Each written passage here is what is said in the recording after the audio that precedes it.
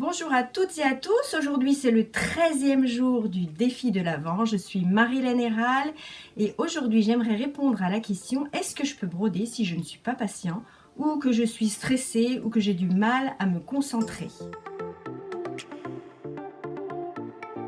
En règle générale, quand les personnes voient ce que je fais, ils me disent « Oh là là, quel travail de patience, c'est incroyable !» Moi, j'aurais jamais la patience. Alors, j'aimerais vous dire une chose, moi, je ne suis pas du tout, mais pas du tout patiente dans la vie. Je suis plutôt quelqu'un qui aime aller vite et tout. Et pourtant, quand je brode, je suis patiente. Alors, pourquoi on est patient, en fait, pour certaines choses et pas pour d'autres? Eh bien, parce qu'en fait, on est patient quand on aime quelque chose, quand on est passionné par quelque chose. Moi, la broderie, c'est ma passion. Ça fait des années que j'en fais, j'adore ça. Et donc, dès que je suis devant mon métier à broder ou devant un tambour à broder, eh bien, tout à coup, pouf, le temps s'arrête et je suis patiente. Alors, si moi, j'arrive à faire ça, je pense que vous aussi. Maintenant, la question est de savoir si effectivement, vous aimez assez les arts du fil, tout ce qui touche comme ça au monde du fil, des perles, des paillettes, pour vous y mettre et pour après avoir cette patience. Deuxième point, on me dit oulala, mais moi je suis tellement stressée, et puis alors j'ai du mal à me concentrer, j'arriverai jamais à broder.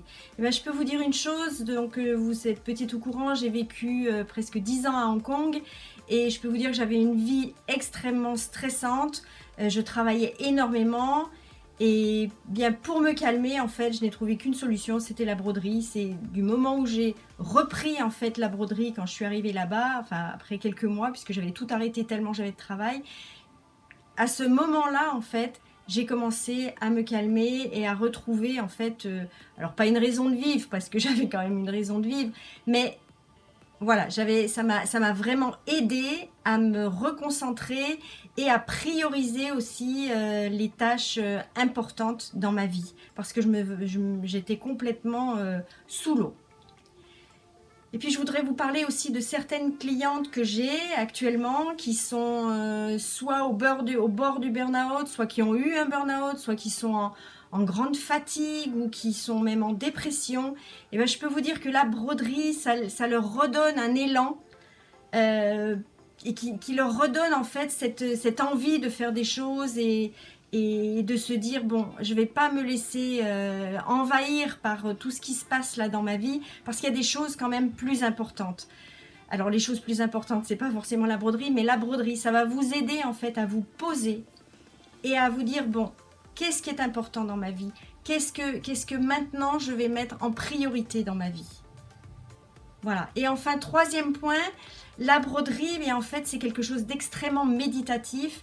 Alors, pas au début quand vous apprenez, par exemple au crochet de Lunéville, quand vous apprenez à manier le crochet, oui, ça va pas être méditatif parce que vous êtes dans la phase d'apprentissage. Mais une fois que vous allez le manier, comme vous allez faire ce geste comme ça, répété sans arrêt, ça va vous mettre dans un état finalement de méditation.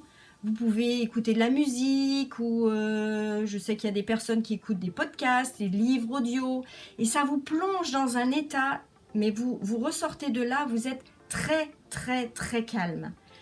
Donc oui, le crochet, en tout cas pour moi, le crochet de Lunéville, c'est vraiment extrêmement méditatif et c'est ce que mes élèves me disent aussi en présentiel. Mais je vais dire pas que le crochet, parce qu'à l'aiguille, c'est un peu pareil. Une fois que vous maîtrisez un petit peu les points, eh bien vous vous mettez comme ça à broder, sans réfléchir, et ça, vous oubliez tous vos problèmes. C'est pour moi vraiment un véritable exutoire, je dirais.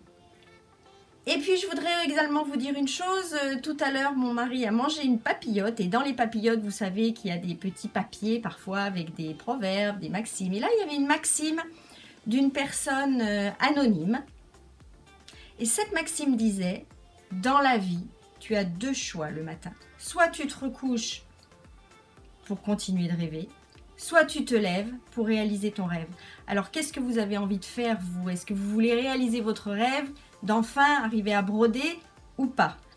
En tout cas, si vous voulez le faire, moi je suis prête à vous aider. Vous allez dans le descriptif en dessous de cette vidéo et vous verrez mon offre pour oser créer un bijou haute couture. Vous allez devenir complètement autonome, vous allez pouvoir créer tous les bijoux que vous voulez, offrir des bijoux à vos amis, à vos proches et ils seront vraiment fiers de vous, je peux vous l'assurer. Je vous rappelle également que vous pouvez vous abonner à ma chaîne en cliquant là sur ma petite tête. Et puis si vous avez envie de regarder la vidéo d'hier, elle est disponible ici. Je vous dis à demain, portez-vous bien, au revoir.